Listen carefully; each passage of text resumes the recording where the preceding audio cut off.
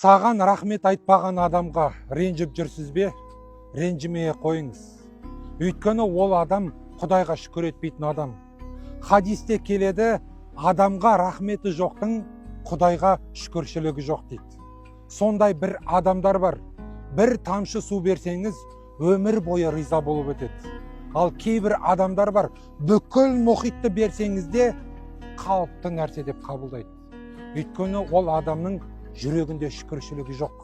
Берсеңіз бере берсе деп ойлайды. Ол сізге міндет көреді. Сондықтан да ешкімге ренжімеңіз. Өзіңіз рахмет айтып жүріңіз, бірақ елден рахмет күтпеңіз.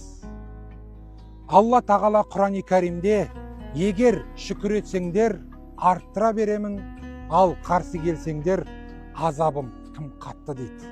Сондықтан да шүкіршілігіңізді айтып, әрі рахметіңізді айтып жүріңіз, ал басқа пенделерден рахмет күтпеңіз.